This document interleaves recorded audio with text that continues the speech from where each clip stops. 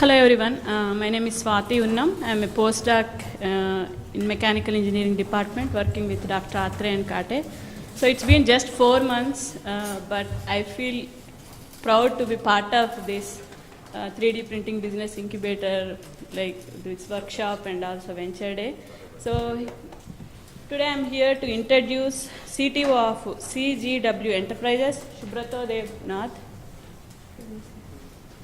So they also did something similar to the startup team IMDM, who printed injection mold using stainless steel. So he's going to introduce his teams.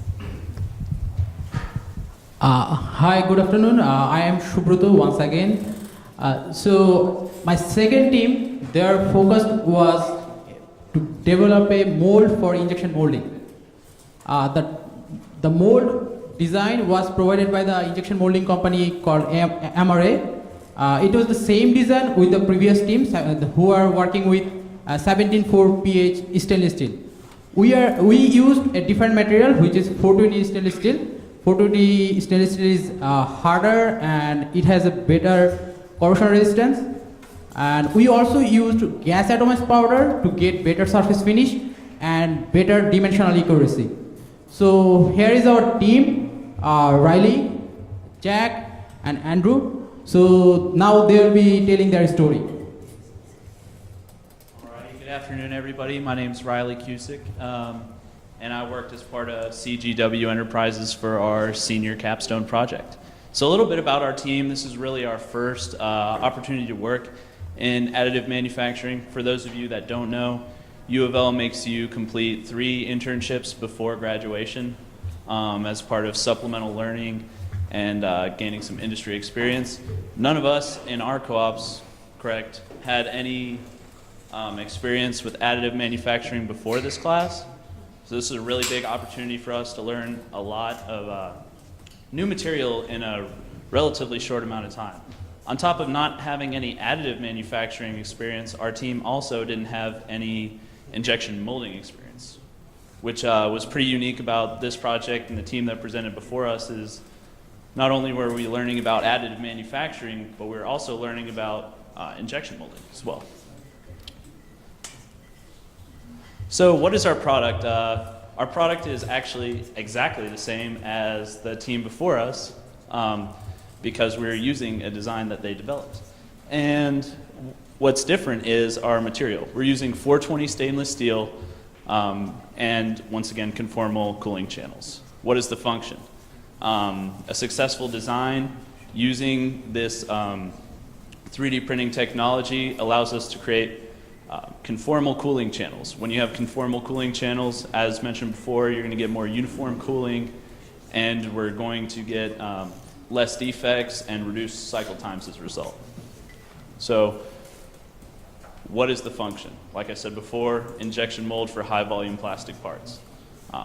Pretty much on a daily basis, you're going to interact on some level with something that's made using injection molding. So what is your product needed? I went over that again. We're going to reduce cycle times, and we're also going to improve overall quality and keep costs down. What is the edge over our competition? So what kind of separates 3D printing from conventional machining processes? We're able to get multiplanar geometry in our cooling channels. You can think about the conformal design wouldn't be necessarily even possible with conventional machining. Well, right, so the beta prototype has key design considerations. The overall size of our machine that we had was, we had printing surface area of 9 by 9 by 9 centimeters. And so we had to reduce our scale of the actual mold cavity, which reduced the scale of our part in the X direction, just the length of the part as a whole from here to here. And our gate location, we're using a mold base that has a fixed gate location, like the runner to the gate. So these were the key design considerations. The major functional attributes was the mold cavity geometry with the conformal cooling channels. This was to improve, so on the part, it has this little necking portion right here that the company Amaray has been having trouble with sink marks, and that we, like, by creating these conformal cooling channels, it would improve that detail and eliminate that as a problem. The way it was fabricated was with the 3D printed selective laser melting powder bed fusion. So there you go.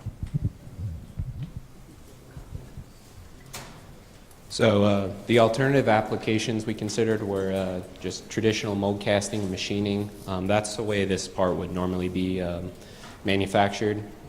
So along the same lines, the alternative designs considered were the machined cooling channels. And the reason the alternative ideas were discarded is machining is limited due to the design intricacy and the size.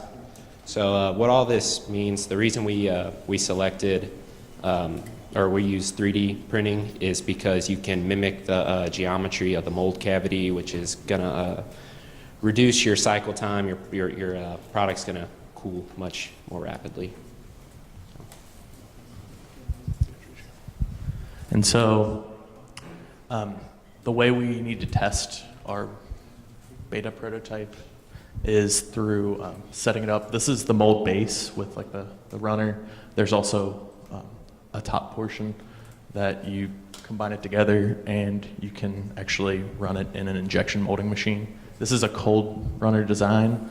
That is how we would be testing it. The Amaray, our company that we're working with, uses a hot runner, but this is the way that we can test it. The societal benefits is it's just a reduction in material waste with using the powdered metal.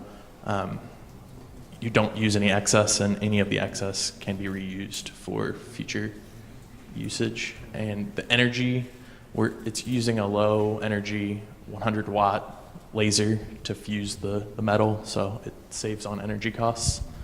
And from research that we did, the metal casting industry is forecast to grow 2% in the next year to 33.5 billion in sales.